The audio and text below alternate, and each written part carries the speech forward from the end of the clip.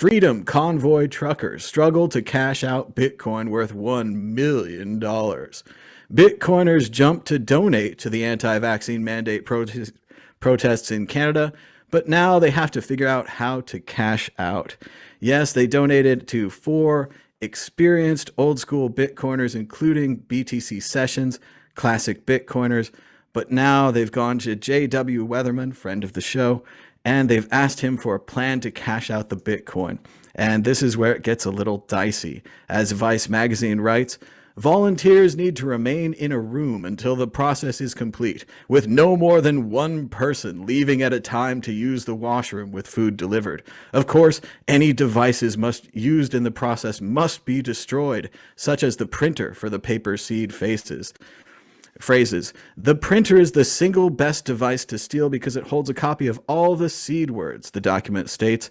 The volunteers should work together to destroy the printer. A list of equipment needed for the project includes large pliers, leather gloves, cutting shears, the most expensive available, a screwdriver, and trash bags to accomplish this purpose. Ben, does this happen every time someone donates Bitcoin? Every time we create a wallet, must we destroy the printer and have a special hotel room monitoring everyone? Is there no more just general honesty, or is this something that happens every time we donate Bitcoin? Because this is just the early phase of the process, attempting to create paper wallets. The second phase of the process, equally complex, handing out the paper wallets to the correct truckers and rewarding them, making sure no one gets rewarded twice, everyone gets rewarded once. It sounds like a government. They already need porta potties. Ben, why does this happen every time we donate Bitcoin? Obviously, Vice is making fun of us with the cutting shears and so forth. I think wasn't that like didn't they have like an idea for distributing these paper wallets, and they were going to print them out, put them in envelopes, like do squiggles on the envelopes, and then video it, and then all this other crap, and that was like their security measures. And then I think what you were well, the problem there is that the Bitcoiners, they can't trust themselves. No, there's a trust problem already. Like we've already what you were quoting there was in fact the Bitcoiners saying, well, that's ridiculous because the printer itself is going to then hold all that data.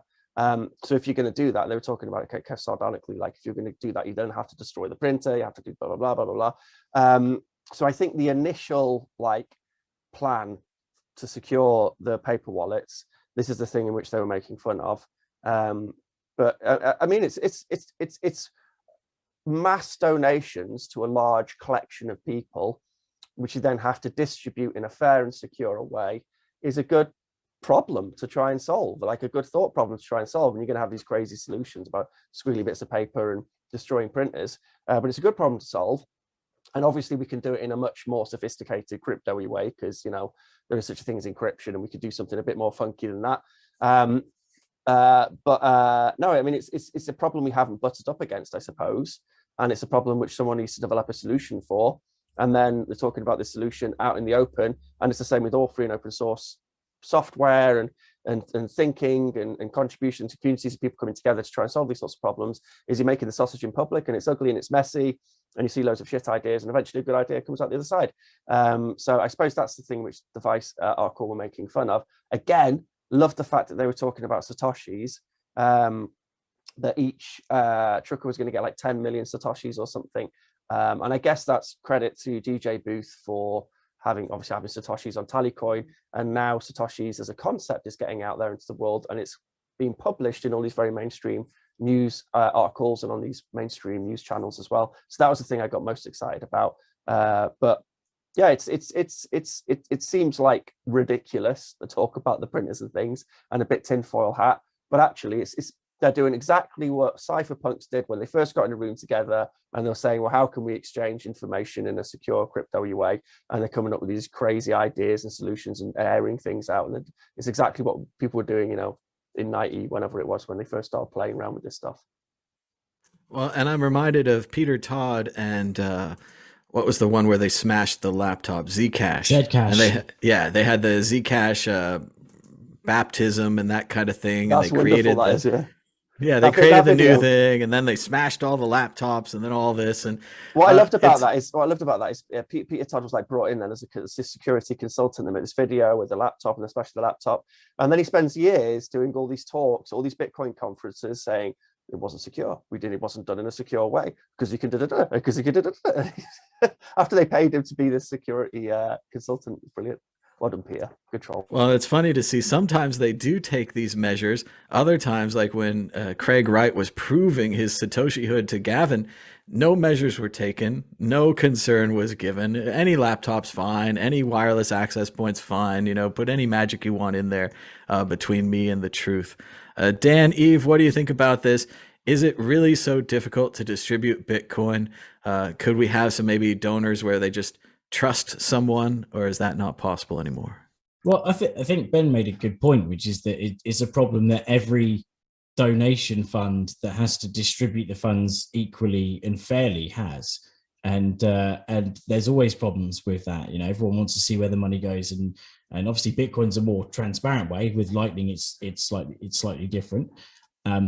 But maybe they thought of it. They could have done it another way. I was thinking, right, instead of sending people out, like just putting the Bitcoin into different private keys or seeds, and then sending the people out. Maybe they should have gone to the front line and actually like got the I was going to say the bikers, not the bikers, the truckers. Got and spoke to the truckers and got them to set up the wallets there and then. And as in the truckers set up their own seed phrases, and then they put that into a list, and it kind of gets validated in that way, and then it gets distributed at the center. That way, you don't have to give it out into loads of different volunteers. And you could almost, you could arguably you could film the whole thing, right? Or every trucker, in order to be able to get he posts his public key with his truck, and in there beeps the horn. I don't know, it's a honking thing, right? He could have honked the horn and had a QR, his own QR code, and then that goes into the database, or not database, but the list of people that are going to get the Bitcoin given out. So maybe, I think it's a problem that a lot of people have tried to solve, and I think they've tried to do it in a quite an innovative way. The whole Vice article seems a bit tongue in cheek. Obviously, it kind of picks up on the fact that the Jimmy Song tweet about saying if they can't stop Bitcoin from going to the truckers, then it will easily triple in price, and they kind of almost make a bit of a joke thing about it in the end, about saying, if it works, people will be salivating over the Bitcoin price, when really it's it's really not a fantastic test that you can just say that Bitcoin's going to go up because of this, because it could, if it goes wrong, then it might go wrong because of the way the test was set up in this particular instance and how the distribution happened, rather than it being a failure of Bitcoin, right? It becomes like if an exchange gets hacked, people go, oh, it's Bitcoin's problem. No, it's not Bitcoin's problem. It's the exchange that got hacked. It wasn't Bitcoin that got hacked. Bitcoin is secure, it's safe, and blah, blah, blah. So it's prone to human error. So it was quite interesting. The other thing that I picked up on as well in the article, that it said there were 5 people listening to JW Weatherman's Twitter space. I bet there weren't.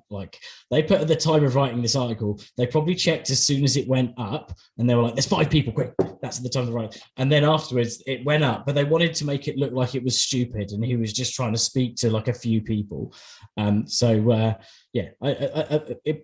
Ultimately, I think whether you're right, we're against it or not, right? Their cause, everyone has the right to protest, and I think it's very sad that people are having their lives destroyed by even just donating some. There was a guy that went around, took the list.